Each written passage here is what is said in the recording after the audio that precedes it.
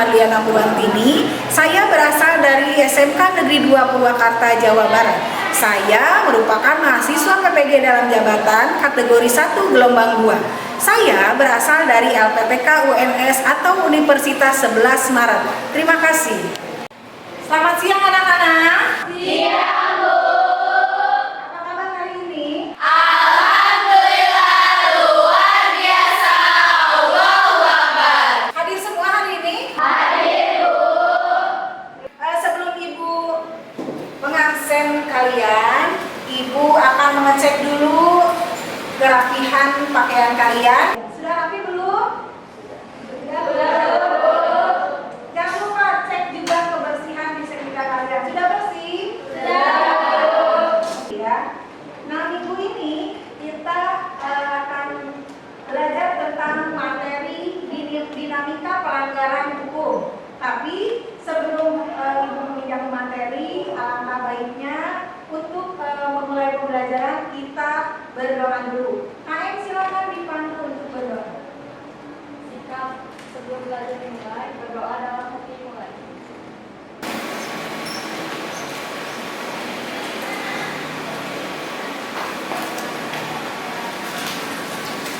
Berdoa selesai. Assalamualaikum warahmatullahi wabarakatuh. Waalaikumsalam warahmatullahi wabarakatuh. Ibu akan mengabsen dulu cek kelengkapan kalian. Dela, Hadir, Bu. Anissa, Hadir. Feby, Hadir. Ina. Hadir. Alhamdulillah ya, semuanya sudah hadir. Untuk menemukan jiwa patriotisme, alangkah baiknya kita sama-sama menyanyikan lagu. Boleh kalian berdiri sambil mengepalkan tangan dengan semangat ya. Halo, Bandung, ibu kota periangan. Halo, Bandung, kota kenang-kenangan. Mari pun rebut kembali. Untuk menambah semangat motivasi belajar, marilah kita mengucapkan yel-yel yang ada di SMK kita. SMK, Bisa, SMK, hebat, SMK. ceria. Berikutnya, Ibu akan membahas materi tentang minggu yang lalu. Kira-kira kalian masih ingat tidak? Mari, Bu. Apa kira-kira materi yang minggu lalu? Boleh, silakan. Materi minggu lalu yaitu peran-peran lembaga penegak hukum. Betul. Itu adalah materi yang minggu Lalu. dalam pasal 16 Undang-Undang Republik Indonesia Nomor 2 Tahun 2002 tentang Kepolisian Republik Indonesia telah menetapkan kewenangannya, di antaranya adalah Yang pertama adalah melakukan penangkapan, penahanan, dan penyitaan. Yang kedua adalah mengadakan penghentian penyidikan. Yang ketiga menyerahkan berkas perkara kepada penuntut umum. betul. Kewenangan yang kedua, hakim berdasarkan berikutnya Ibu akan menginformasikan tentang tujuan pembelajaran. 1. Dengan model pembelajaran berbasis proyek, peserta didik dapat mengevaluasi dinamika pelanggaran hukum secara lengkap di lingkungan keluarga, sekolah, dan masyarakat. Yang kedua, peserta didik dapat menciptakan praktek perlindungan dan penegakan hukum dengan baik dan benar sesuai Pancasila dalam kehidupannya. Menyampaikan kompetensi dasar dan indikator pencapaian hari ini. Kalian dalam pembelajaran hari ini diharapkan bisa menganalisis tentang perlindungan dan penegakan hukum masyarakat untuk menjamin keadilan, dan peserta didik harus mampu menciptakan sebuah proyek.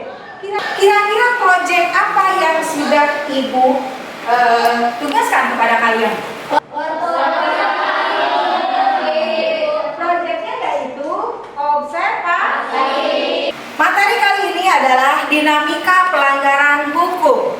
Pelanggaran hukum disebut juga perbuatan melawan hukum. Perhatikan di sini ada ada gambar seorang petugas polisi memberhentikan pengendara. Kira-kira kenapa pengendara mobil tersebut? Karena dia melanggar aturan. Pelanggaran hukum itu bisa terjadi di lingkungan keluarga, sekolah, masyarakat, bahkan di dalam lingkungan negara. Pelanggaran hukum yang terjadi di keluarga. Siapa yang tahu? Pertama yaitu mengabaikan perintah orang tua, bangun kesiangan, dan ibadah tidak tepat waktu. Pelanggaran hukum yang terjadi di lingkungan sekolah. Yang pertama ada datang ke sekolah terlambat, bolos mengikuti pelajaran, berpakaian tidak sesuai dengan ketentuan dari sekolah. Berikutnya, pelanggaran hukum bisa juga terjadi di lingkungan masyarakat. Ada yang tahu? Memakai dari roda malam. Yang kedua tidak mengikuti kerja bakti. Yang ketiga membuang sampah sembarangan. Ya, betul. Nah, perhatikan di sini ada beberapa sanksi, ya. Ada sanksi norma sosial. Nah, sanksi norma sosial itu satu, sanksi moral. Biasanya kalau sanksi moral itu mempunyai perasaan berdosa. Sanksi sosial itu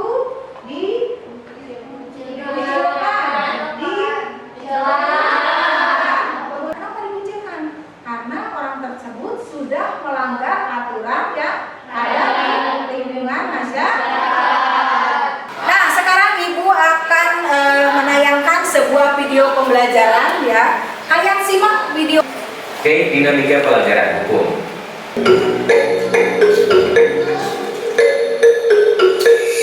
Satu, berbagai kasus pelanggaran hukum.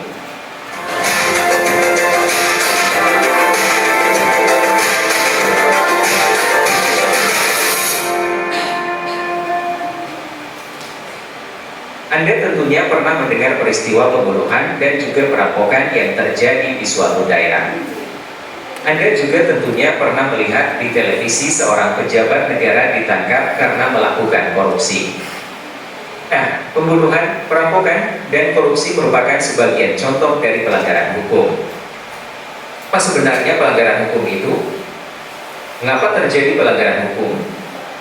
Pelanggaran hukum disebut juga perbuatan melawan hukum, yaitu tindakan seseorang yang tidak sesuai atau bertentangan dengan aturan-aturan yang berlaku.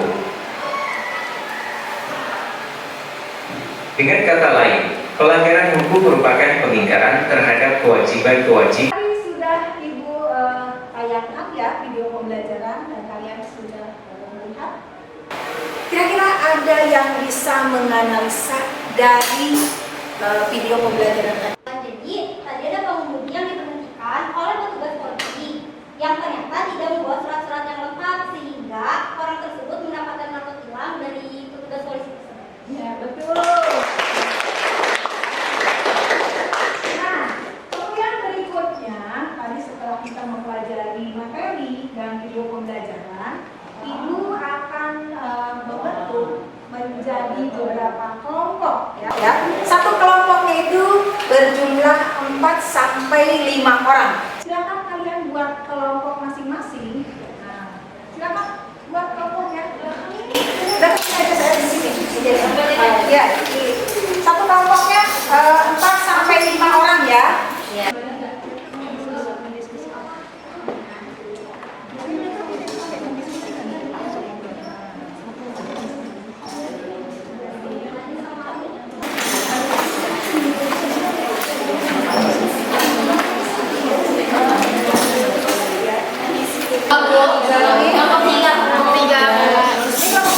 Kan hasil observasi kalian yang sudah dilaksanakan juga kemarin, ya.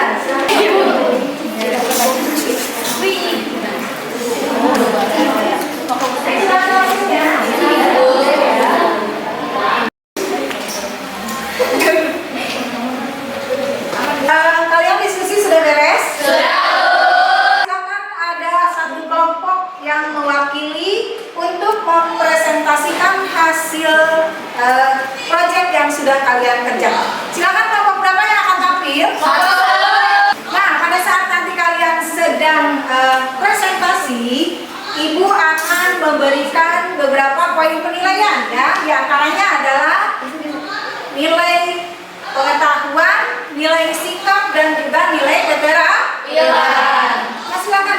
Assalamualaikum warahmatullahi wabarakatuh. Kami dari kelompok 1 akan presentasikan hasil observasi kami pada minggu kemarin. Izinkan saya mengasih tahu ya, memberitahu tentang akar permasalahan. Mengapa sih observasi ini dilakukan? Observasi ini dilakukan yang mulanya berasal dari akar permasalahan yang banyak dihadapi sekarang ini, yaitu bahwa masih banyaknya masyarakat, khususnya para pelajar, yang terjerumus ke dalam jurang narkoba seperti kita. Karena itulah dilakukan observasi ini. Pertanyaan yang pertama yang kami tanyakan, apa yang menjadi penyebab timbulnya kasus narkoba? Faktor kecenderungan atau kecanduan, faktor ekonomi, dan faktor lingkungan. Di kalangan mana saja yang paling banyak menggunakan narkoba? 17 sampai 40 tahun yang paling rentan atau banyak yang mengkonsumsi narkoba. Apa dampak penggunaan narkoba bagi masyarakat? Jelas tingkat kriminalitas tinggi, kesehatan menurun, semakin malas, dan pengangguran semakin banyak. Nah, teman-teman, sebelumnya izinkan kami menayangkan video saat kami melakukan observasi ya. Jadi ini waktu kita nanya ke petugas polisinya ya teman-teman. Para pengedar narkoba agar mereka jerak. Candu dan pengedar narkoba diatur dalam Undang-Undang Nomor 35 Tahun 2009 tentang narkotika, yang mana dalam UU tersebut mengatakan bahwa pecandu dan pengedar dapat dikenal sanksi pidana. Nah, jadi solusi yang dapat kita lakukan agar terjadi penurunan kasus narkoba, yang pertama adalah dilakukannya penyuluhan ke setiap sekolah dan desa yang sedang melaksanakan gabungan. Nah, langkah yang terakhir adalah meningkatkan proses hukum agar masyarakat bisa enggan untuk melakukan pelanggaran tersebut. Untuk sekian presentasi dari kami, semoga apa yang kita sampaikan dapat bermanfaat untuk kita semua. Wassalamualaikum warahmatullahi wabarakatuh. Tadi sudah diwakili oleh satu kelompok. Nah, di sini Ibu akan bertanya, apakah kalian bisa menjawab, memberikan saran dan kesimpulan dari materi yang sudah Ibu sampaikan tadi?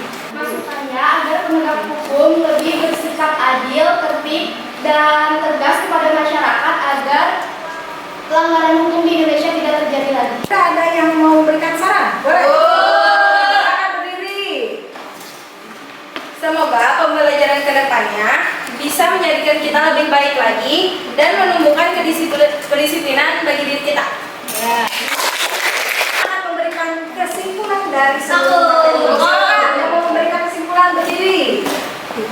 Kesimpulannya, perlindungan hukum merupakan upaya pemberian perlindungan kepada subjek hukum sehingga subjek hukum tersebut dapat merasakan keadilan, ketentraman, kepastian, dan lain sebagainya.